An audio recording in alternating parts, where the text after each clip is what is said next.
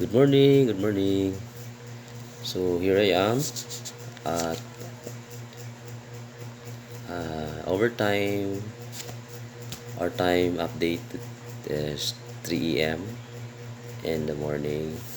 So di ko katulugon guys kay daga kay mga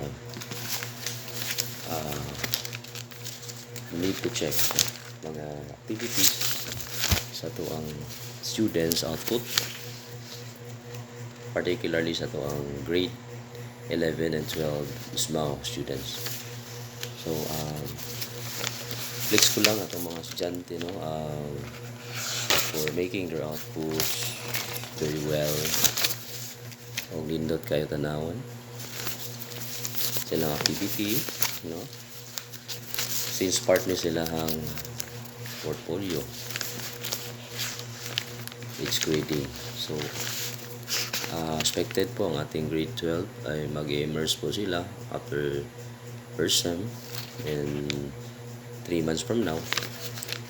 So bakbakan talaga guys na matuto sila sa mga theories at saka application ng ating subject na SMAO. So ano ba yung SMAO? Shielded, para sa hindi po nakakalam, ang SMAO po ay Shielded Metal Arc Welding. So ito po ang pinaka-common at ginagamit talaga dyan sa industry, field of industry, fabrications and steel industry. So ito pong kurso na ito ay napakaganda para sa ating mga grade 12 students upang magkaroon sila ng chance na makapag-abroad at makapagtrabaho din domestically, kasi malaki po ang rate talaga pag ikaw isang certified welder, lalong-lalo na kung ikaw ay NC2 holder. Okay, so watch out po sa ating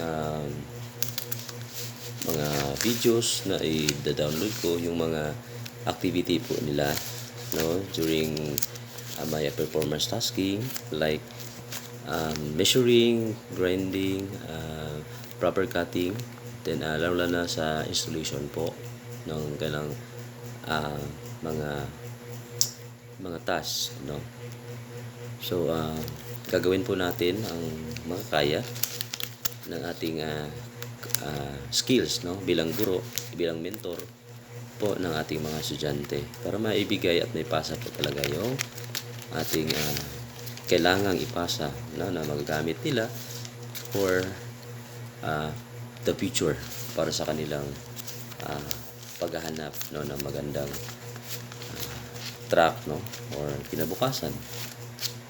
Okay, so meron na pa akong i-share advice po, little of advice po para sa ating mga guro, lalo sa mga senior high school students. Kasi lately meron pong na-involve na isang guro yesterday, hindi ko na sasabihin kung sino, yung summer dito sa Pilipinas, na nadisgrasya po siya at yung sitwasyon ay kasama pa niya yung suspect na kainuman, according to the police, according to the source. So sa akin po bilang teacher, bilang guro, huwag po natin kalimutan na mayroon po tayong i-establish na gap po talaga sa ating mga senior high school students. Iwasan po natin po na sobrang dikit, okay po yung disiplina, okay po yung camaraderie, okay po yung pagkisama, but to the extent po na hindi na po maganda yung masyadong nakaroon na po tayo ng malaking koneksyon sa kanila. So iwasan po natin yan, kasi po ma'am and sir, tayo po ay guro. May mga chances po na iba talaga ang sitwasyon, hindi natin ma-judge ang isang sitwasyon, but alam mo po yung pwede mong kahihinatnan pag pinasok mo po yung apoy dyan sa ating field na yan. So alam po natin marami po talagang pagsubok o challenges sa atin every now and then, But one thing is for sure po, alam po natin ang pwedeng mangyari sa atin if hindi po tayo mag-ingat. So, condolence po sa pamilya ng teacher po na na disgrasya po talaga siya. So, ipagdasal natin siya.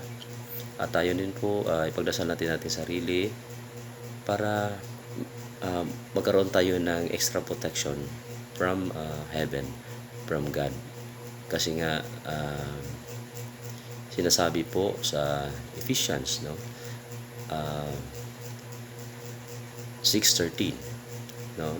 Kailangan mo yung armadura, kailangan mo yung protection, yung shield ng Panginoon upang kung darating man, no, ang isang gawain, no, ng kasamaan ay hindi ka basta-basta matatalo. So, yun lang po ang aking ma-share at good morning sa lahat ng mga teachers na hanggang ngayon happy Teachers Day po sa mga teachers po na nagsisikap, no, para sa kanilang pamilya at para sa kanilang profesyon. So, good luck po sa lahat at stay healthy po. Ito po si Sir Magno, ang ating kabuhay at kadiskarte. Great morning po sa lahat. Bye-bye.